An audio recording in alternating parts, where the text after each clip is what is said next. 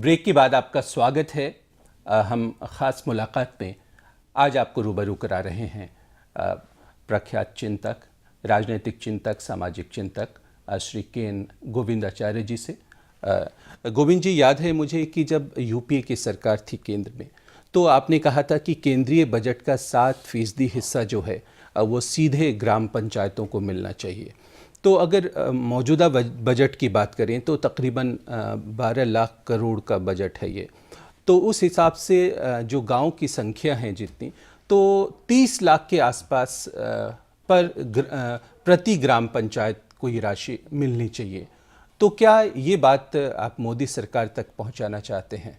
मेरी बात तो पहुंचती है, पहले की भी बातें मालूम है और बहुत बताने की ज़रूरत ऐसा तो नहीं लगता। यही बात है, केवल सोचने की बात। अगर आप विकेंद्रीकरण की ओर जाएंगे तो मेरी बात मुफीद लगेगी, अगर आप केंद्रीकरण की ओर जाएंगे तो मेरी बात अनर्गल लगेगी। बात तो ये है कि आप सत्ता के संचालन में सबसे निचली इकाई का कितना हिस्सा सहभाग चाहते हैं। मैं मानता हूँ कि सत्ता नीचे से ऊपर जाए तो ज़्यादा अच्छा है, और हमारे देश की सबसे बड़ी ताकत भी यही है, हमारी सभ्यता की सबसे बड़ी ताकत भी यही है। कुछ बात है कि हस्ती मिटती नहीं हमारी, के पीछे भी यही रहस्य है। जैसे गांधी जी ने भी कहा कि ओशनिक सर्कल्स की बात थी, हर ग्राम स्वयं में स्वयं पूर्ण हो। इस दिशा में हम जितना बढ़ेंगे देश को ताकत उतनी मिलेगी। तो राजीव गांधी को आपको श्रेय देना चाहिए, 74 अमेंडमेंट्स लेकर आए उन्होंने भी। लेकिन सब श्रेय तो मैं जरूर देता, वित्तीय अधिकार कहाँ दिए? सब कागजी खाना पूरी हो गई, इसलिए पंचायत धीरे धीरे सरकारी एक और महकमा सा बन गया। इसकी जगह पर अगर वित्तीय अधिकार देते और ग्राम सभा को कैसे मजबूत करें, उसकी बैठकें कैसे ठीक हो पावे, इस पर जोर रहता तो फल मिलता। वित्तीय अधिकार भी नहीं दिया, और एक पंचायत प्रमुख को तो सरकारी एक सामान्य सा कर्मचारी बर्खास्त करने की स्थिति में है। तो लोकतंत्र की सबसे निचली इकाई के प्रति इतनी उपेक्षापूर्ण व्यवहार रखा कि स्पिरिट कुछ भी हो, परिणाम तो कुछ आने वाला नहीं था।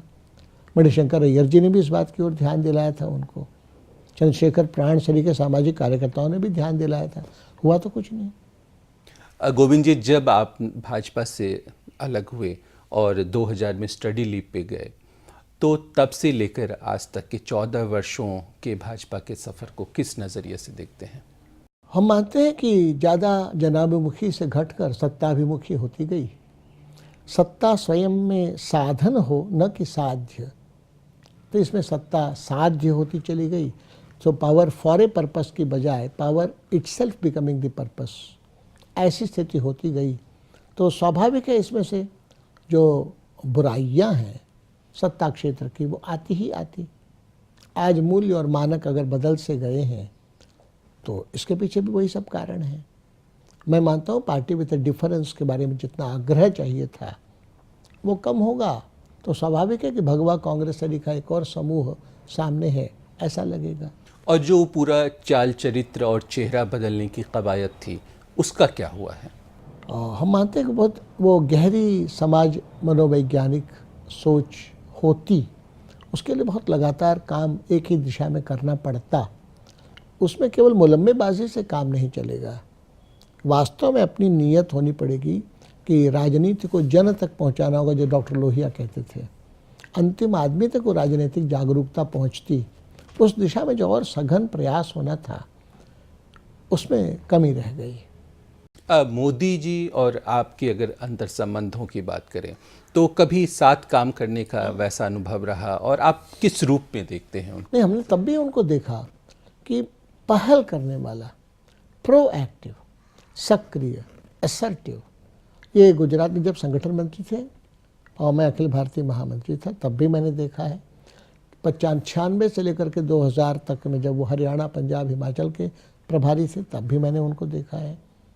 और उसमें मूलतः सत्ता का ठीक संचालन हो, ये उनका थ्रस्ट काम करने की शैली में ज़्यादा रहता था, ये भी मैंने देखा है। आज वही सब ट्रेट्स सामने आ भी रहे हैं। गवर्नेंस को लेकर उनका नज़रिया क्या रहा? वो मानते हैं कि अधिक से अधिक मेहनत करके सारे तंत्र को अपने मातहत लाना और उसे जवाबदेह बनाने की कोशिश। अब उस कोशिश में स्ट्रक्चर्स क्रिएट करना, सिस्टम्स क्रिएट करना, इस पर अगर जोर कम रहेगा तो जब तक वो रहेंगे तब तक परिणाम आते से दिखेंगे। तो एक आदमी से देश नहीं चलता ना। स्ट्रक्चर्स एंड सिस्टम्स, इंस्टीट्यूशंस, जैसे पंडित जवाहरलाल नेहरू, उन्होंने इंस्टीट्यूशंस बहुत क्रिएट किए। IITs उन्हीं के समय में, बड़े बड़े PSUs उनके।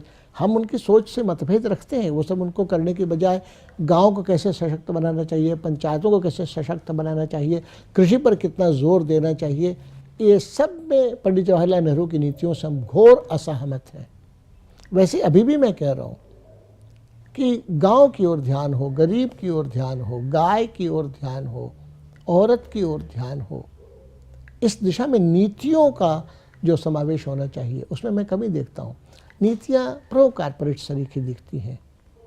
अभी आप देखिए ना, जो अभी बात चली, भैया 10 लाख आबादी पर 50 जज बहाल हों तो 3 करोड़ मुकदमे जो लंबित हैं उनका फैसला तो हो। शिक्षा, स्वास्थ्य, न्याय और चुनाव, इसका धनीकरण ही तो हो रहा है। लेकिन गोविंद जी, जब मोदी गुजरात के मुख्यमंत्री थे तो उन्होंने नाइट कोर्ट्स का एक बहुत अच्छा एक्सपेरिमेंट किया था और बहुत सारे मुकदमों का निपटारा हुआ था। लोक अदालतों की कल्पना बहुत पहले की भी है। तो वही चीज़ भैया, अपनी प्राथमिकताएं तो तय करें। प्राथमिकताओं में इन्वेस्टमेंट, तो भैया FDI का क्या रोल रहा अब तक की अर्थव्यवस्था में, इसी को देख लें। सेकेंड लुक तो ले लें। जो पिछली सरकारें करती आई उससे भिन्न रास्ते पर चले बिना भिन्न परिणाम कैसे आएंगे। केवल वो रिफॉर्म कर रहे हैं, हम फास्टर रिफॉर्म करेंगे, ये तो तरीका नहीं हो सकता। पूरी दुनिया में जो प्रूवन फेल्योर है ट्रिकल डाउन थियरी, उस रिजेक्टेड थियरी को आप भारत में भी इस्तेमाल करेंगे, भारत की विशाल जनसंख्या वाले देश में तो और नई मुसीबतें खड़ी होंगी, अराजकता की स्थिति बनेगी, कानून व्यवस्था और ख़राब होगी। इसलिए वो रिजेक्टेड थियरीज छोड़कर प्रैग्मेटिक होने की ज़रूरत है। भारत की तासीर तेवर ज़रूरत, इसका ध्यान रखने की ज़रूरत है, ऐसा मैं मानता हूँ। तो विनिवेश और FDI आपके 2 मूल मुद्दे थे जिसका आपने विरोध किया उस तरीके से। तो अब तो बहुत सारे सेक्टर खुल गए FDI के लिए। बहुत बात चल रही है रेलवे वाली बात। अरे भैया, पहले तय करिए कि रेलवेज में अगर आप उसको आप सर्विस सेक्टर का मानते हैं या कॉमर्स का क्षेत्र मानते हैं। कॉमर्स का क्षेत्र अगर आप मानेंगे तो पिछड़े हुए जो क्षेत्र है रेलवे से जुड़ने के, लाभ हमें आए जरूरी तो नहीं है ना। आप लाभ की कमाने की दृष्टि रहेगी तो जनता की ज़रूरत पूरी हो रही है नहीं, इसकी दृष्टि कहाँ रहेगी। जैसे आप FDI में बुलेट की बात सोचेंगे, लेकिन भैया हर कंपार्टमेंट में एक RO लगा दें, शुद्ध पीने का पानी, इतनी बोतलें बिक रही हैं, उससे तो निजात मिले। यात्री की न्यूनतम सुविधा में एक RO हर कंपार्टमेंट पे लगाने का जो पैसा लगेगा, 1 रुपया प्रति यात्री से ले लें, कोई बुरा नहीं मानेगा। तो हम सर्विस के नाते देखते हैं तो पिछड़े क्षेत्रों को रेलवे से जोड़ने की बात आएगी। अगर हम कॉमर्स के नाते से देखते हैं तो मुनाफा किस चीज़ में, हम ये देखना शुरू करेंगे। इसलिए मूलतः तो दृष्टि की बात है। नज़रिया बदले तब बदले नज़ारा। नज़रिया रहेगा प्रो कारपोरेट, नज़रिया हर क्षेत्र के बारे में FDI और इन्वेस्टमेंट का ही रहेगा, तो बुलेट ट्रेन चलेंगी। सामान्य यात्री जो अनरिजर्व कंपार्टमेंट में है, उनकी दुर्दशा का क्या होगा। काला धन इस चुनाव में एक बड़ा मुद्दा रहा और भाजपा ने इसको जोर शोर से उठाया। माना जाता है ये जो पहला डॉसियर आपने तैयार किया काले धन पे, और आपने बाबा रामदेव को इसके लिए दीक्षित किया और वो सारी बातें सामने आई फिर, लेकिन कुछ हो नहीं पा रहा है वो। मैं मानता हूँ कि इसमें मूल समस्या है इच्छा शक्ति का अभाव और कुछ नहीं। अब जैसे, अरे भैया पहले ट्रांसपेरेंसी तो ला दो, जिसके भी विदेश में खाते हैं, सही गलत जेन्युइन लीगल, सामने तो ला दीजिए ना जनता के, क्या हर्ज है। फिर दूसरा, एक ऑर्डिनेंस लागू कर दीजिए कि विदेशों के अंदर जो भी चल अचल संपत्ति है वो भारत सरकार की है, ऑर्डिनेंस कर दीजिए। पर इतना शोर उठा कि जो पैसे थे सब तो आधे से ज़्यादा निकल गए अकाउंट से। अभी भी मौका, ये ऑर्डिनेंस जब आप कर देंगे पैसा चलायमान होगा। ट्रैकिंग के लिए भी पहले ट्रांसपेरेंसी ला दीजिए। एक बार खुलासा कर देंगे तो आपकी नैतिक ताकत बढ़े। ऑर्डिनेंस आ जाए तो आपका हक बन जाए। ये डबल टैक्स अवॉइडेंस ड्यूटी फलाने ढिकाने का चक्कर, ये तो व्यर्थ का चक्कर है, इसमें कोई पाबंदी नहीं है। आप अपना अधिकार सरकार के नाते जताइए, ये पहली ज़रूरत है। इसके बाद जब आप आगे बढ़ेंगे बहुत लोग आपकी मदद करेंगे। वैध पैसा किसी का है, आप तुरंत क्लियरेंस दे दीजिए उसको, तब अवैध वाले क्लेम करने आएंगे तो मालूम पड़ जाएगा अपने को। इसलिए काम करना है तो तरीके बहुत से हैं। डॉक्टर सुब्रमण्यम स्वामी ने 6 स्टेप्स के सुझाव दिए हैं। मेरिट तो है उन सुझावों में, लोग सुझाव तो दे रहे हैं और लोग आएंगे देने के लिए। आपकी अगर इच्छा शक्ति नहीं होगी, आप हिला हवाला करेंगे उसमें से, तो बात नहीं बनेगी। गोविंद जी, केवल इच्छा शक्ति का मसला है या कोई संलिप्तता का भी मामला है? तेरे रहते लूटा है चमक बाद, कैसे मान लूं कि तेरा इशारा न नहीं, था? मैं कभी भी किसी पर भी नियत का आरोप नहीं लगाता हूँ। मैं मानता हूँ कि इच्छा शक्ति हो और आगे बढ़ें तो बहुत तरह से लोग बहुत तरह के सुझाव देंगे, और अपने से अधिक बुद्धिमान अनुभवी बहुत लोग हैं। इस मसले पर सबकी सलाह लेने की ज़रूरत है। तो जनता ने तो अपनी अवेयरनेस दिखाई, जनता ने इसीलिए पिछली सरकार को रिजेक्ट किया और इन मुद्दों के आधार पर ही सत्ता में लाए हैं। तो जनता की ओर से उम्मीदें रहना, अपेक्षाएं रहना, ये स्वाभाविक है। इसलिए सरकार का अब धर्म बनता है कि वो इन बातों पर काफ़ी सीरियस होकर काम करे। भ्रष्टाचार के खिलाफ जितने भी मूवमेंट हुए, आंदोलन हुए, आपका सहयोग मिला, उनको समर्थन मिला। तो मौजूदा वक्त में जो आपका स्वरूप है, उससे क्या आपको कोई आशाएं बनती नज़र आ रही है? हाँ, मैं अभी भी आशा जरूर करता हूँ और मैं मानता हूँ कि जन दबाव भी इसमें काम आएगा फिर से। भी पिछले दिनों अन्ना हजारे जी से बातचीत हुई। आज की जो स्थिति है कि न्याय, शिक्षा, स्वास्थ्य और चुनाव का धनीकरण हुआ है, अंतिम आदमी बहुत नुकसान में इसमें गया है। इन सब उसी तरह से काले धन के संदर्भ में भी जो कमिटमेंट्स थे, अन्ना हजारे आज भी अनुकूल हैं। वो कहते हैं कि हम तो अन्ना हजारे जनवरी में फिर से अनशन करने वाले हैं दिल्ली में, ऐसे संकेत मिल रहे हैं।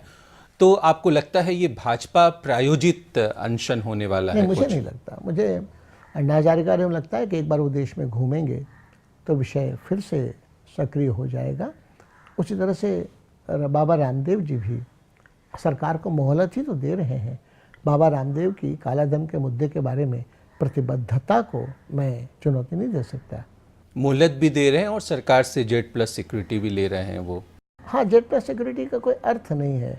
टंगे टंगे चलेंगे लोग, और इसमें तो बाबा रामदेव को सरकारी सूचना तंत्र को मजबूत बना रहे हैं कहीं ना कहीं आप अपने साथ। नहीं, जैसे अभी बात आई है कि भाई उनका जो काम है छोटे उद्योगों का, घरेलू उद्योगों का, कुटीर उद्योगों के, इस पर आग्रह उनका भी रहा है। इसलिए मैं इसमें मानता हूँ कि ना अंध समर्थन करना चाहिए ना अंध विरोध करना चाहिए। मैं मानता हूँ कि मुद्दे पर प्रतिबद्धता अन्ना की भी होगी और रामदेव जी की भी होगी। चूँकि दिल्ली में चुनाव होने हैं गोविंद जी, फरवरी में पूरा चुनावी माहौल है, और ऐसे में अगर मिड जनवरी में अन्ना अनशन करेंगे तो आपको लगता नहीं है कि जो आपके जो मुद्दे हैं कहीं ना कहीं वो माइल्ड होगा? नहीं, मुझे नहीं लगता। मुद्दे, चुनाव तो अपने ढंग से चलता रहेगा। कोई सत्ता में आएंगे, एक पक्ष की होलिस्टिक फेनोमेनन है, तो एक राजनीतिक दल की ताकत घटेगी तो दूसरे को उसका स्वाभाविक फ़ायदा मिलेगा। दिल्ली के चुनाव का क्या स्वरूप रहेगा मुझे अंदाज़ तो इसका है नहीं। मैं मानता हूँ कि मूल्यों और मुद्दों के संदर्भ में अन्ना हो या रामदेव हो, मैं उनसे उम्मीदें ज़रूर करता हूँ कि वो समय पर ठीक मुद्दों के ही पक्ष में खड़े होंगे, सत्ता के पक्ष में नहीं। तो आपका नैतिक समर्थन किसको हासिल होगा, आपको या भाजपा को? जो भी मूल्यों और मुद्दों के संदर्भ में रहे उसको फ़ायदा जनता की ओर से स्वभावतः मिलेगा। मैं किसी के पक्ष और विपक्ष में अपनी बात कहूँ इसकी ज़रूरत नहीं समझता हूँ, क्योंकि मैंने पिछले 2009 के चुनाव में भी, उसके पहले भी, हमने एक नोटा प्रावधान के बारे में भी वकालत की थी। इसलिए तो मतदाताओं का काम है कि वो चाहे तो इनमें से चुने, लायक और कम लायक में से चुने, या फिर वो कहें कि हमको दोनों ही या तीनों ही कोई भी पसंद नहीं है तो नोटा बटन दबाएं। और 2014 में रिकॉर्ड नोटा का इस्तेमाल, 80 लाख नोटा बटन दबे थे। उसमें से नई राजनीति के कई पहलू सामने आते हैं।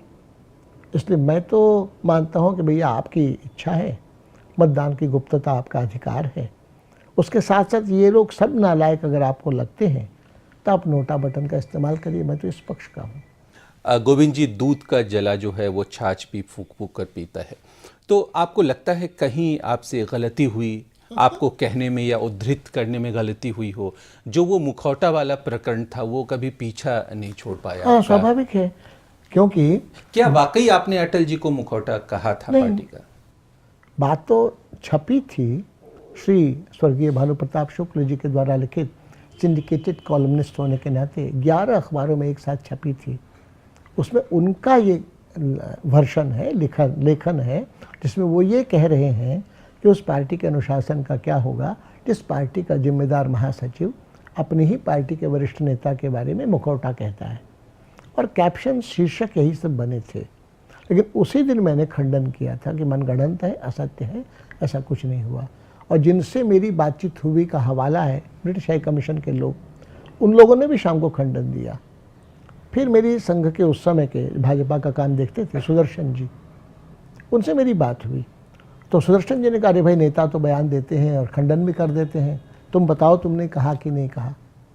हमने कहा, देखिए हमारे आपके बीच नेताओं के रिश्ते तो नहीं है, प्रचारक के रिश्ते हैं। मैं कह रहा हूँ कि मैंने नहीं कहा। तो सुदर्शन जी ने कहा कि टेप है। हमने कहा तो हाथ कंगन को आरसी क्या, मेरे बचाव का इससे बड़ा सबूत क्या हो सकता है। अब मैं दावा करता हूँ कि आप टेप सुन लीजिए, अटल जी ही नहीं, किसी केंद्रीय नेता के बारे में मुखौटा ही नहीं, कोई भी अनादर सूचक शब्द प्रयुक्त किया गया हो, आप मुझे फ़ोन कर दीजिए, मैं पब्लिक लाइफ छोड़ दूंगा। बात फिर 30 अक्टूबर को अटल जी और हमारी बात हुई, 6 अक्टूबर को ये छपा था। तो मैंने अटल जी को भी यही बात कही। मैंने कहा, मैं ऐसी टुच्ची हरकतें करता नहीं हूँ, आपका बच्चा समान हूँ, मैं तो काम करता हूँ और मैं ये सब करने की बजाय और बहुत से काम है समाज के लिए करने लायक, मैं तो वो करूँगा, मुझे कहा गया इसलिए मैं ये कर रहा हूँ। इस पर अटल जी ने कहा कि नहीं, बात यहीं पर ख़त्म। मैंने कहा, देखिए ख़त्म होगी नहीं, मैंने तो प्रभावी ढंग से हर स्तर पर खंडन किया है, आपने एक बार भी खंडन नहीं किया है, इसलिए बात आप पर चिपक जाएगी, उसके लिए मैं जिम्मेदार नहीं रहूँगा। वही हुआ। संसद में भी कई बार विपक्षी दलों ने मेरा ही उद्धरण करते हुए कि मुखौटा इनको कहा गया, आदि आदि, मैं उसके लिए जिम्मेदार नहीं हूँ। मेरे मन में वो भाव भी नहीं थे, पहले भी नहीं थे, अब भी नहीं है। छोटे मन से कोई बड़ा नहीं होता, अटल जी की पंक्ति है, पर उन्होंने लगता है कभी आपको माफ़ नहीं किया इसके लिए? मुझे नहीं लगा, मैं तो 2000 में छुट्टी ले चुका था। और उसके बाद आपके बताता हूँ, 2003 में जब वो प्रधानमंत्री थे, इराक के साथ बात चल रही थी, भारत सेना भेजे ना भेजे, उस संदर्भ में कॉमन फ्रेंड्स के साथ बात होकर मेरी उनसे मुलाकात हुई, बात भी हुई। और मैंने कहा भी कि मैं ये तो नया नया काम कर रहा हूँ, बौद्धिक रचनात्मक आंदोलनात्मक सब। तो बातचीत पूरी सद्भाव में हुई थी। 2003 की बात है, दिसंबर द्वितीय सप्ताह की बात होगी, क्योंकि 25 दिसंबर को जन्मदिन पड़ता है। तो ऐसी कॉमन फ्रेंड्स में बात हो रही थी, उनका अरे कि गोविंद जी मिले थे, ऐसा कहा किसी ने, अरे कहाँ हैं आजकल, वो ये काम कर रहे हैं, तो आप मिलेंगे? कहाँ मिलेंगे? तो मेरी मुलाकात उन्होंने ही करवाई। तो वो अध्याय मतलब खुला रह गया। अब इसके लिए तो होता ही है, कई बार इम्पॉन्डरेबल्स होते हैं, अगर उन्होंने या प्रभावी इसका ढंग से- राजनीतिक दोहन हो गया? मुझे नहीं लगता। मुझे लगता है कि मैंने तो ग्लोबलाइजेशन में पढ़ने की इच्छा प्रकट भी की थी, ठाकरे जी को मई महीने में चिट्ठियाँ भी लिखी थी। मैं ऐसा मानता हूँ कि सब बातों का संयोग ठीक बैठ गया। और ये बात जो आप कह रहे हैं मुखौटा की, मेरे अध्ययन अवकाश से मैं उसका संबंध इसलिए नहीं देखता हूँ। मुखौटा विवाद था 1997 6 अक्टूबर, ख़त्म हुआ 30 अक्टूबर 1997। 98 में सत्ता में आए और ठाकरे जी अध्यक्ष बने कुशाभाऊ, तब भी मैं महामंत्री था। बंगारू लक्ष्मण जी बनने लगे, उस समय मैंने कहा था कि मुझे 2 वर्ष की छुट्टी चाहिए, क्योंकि मैं ग्लोबलाइजेशन की समस्या से बहुत परेशान था। ऐसा मुझे लग रहा था कि इस पर ज़्यादा काम होने की ज़रूरत है, क्योंकि ग्लोबलाइजेशन के पक्षधर भी हमसे कोई कम पढ़े लिखे तो थे नहीं, उससे ज़्यादा ही पढ़े लिखे हैं। इसलिए मुझे लगा कि कोई राय बनाने के पहले पढ़ना चाहिए। तब 2 साल मैंने छुट्टी मांगी। ठाकरे जी ने कहा, अरे यार जब तक हम अध्यक्ष हैं तब तक तुम काम करो, कुछ महीने में मेरा टर्म बदल जाएगा, तब तुम छुट्टी ले लेना। ये बात है मई महीने की। और ठीक सितंबर 9 तारीख को मैंने अध्ययन अवकाश लिया। अगस्त अंत में श्री बंगारू लक्ष्मण अध्यक्ष बन चुके थे। मैंने उनसे भी जाकर बात की, भैया गलतफहमी मत पालो, आपके विरोध में आपसे अलग नहीं होना चाहता, लेकिन अध्ययन की ज़रूरत है ऐसा मुझे लगता है। उन्होंने भी बुरा नहीं माना, कहा ठीक है आप अध्ययन अवकाश पर जाइएगा। वही हुआ और सितंबर 9 को मैं अध्ययन अवकाश पर गया। ख़ास मुलाकात में फिर से वक्त है एक छोटे से ब्रेक का। के एन गोविंदाचार्य जी से हमारी बातें जारी रहेगी और अब हम जानेंगे इनके विचार सोशल मीडिया के बारे में, राष्ट्रीय स्वयंसेवक संघ के बारे में और जनवरी माह में होने वाले भारतीय संस्कृति उत्सव के बारे में। लौट कर आते हैं पल दो पल में। पूरे भारत का ये मानस बन गया है कि वहाँ अच्छा मंदिर बनना चाहिए और टाट में रहें रामलला, ये अच्छी स्थिति नहीं है।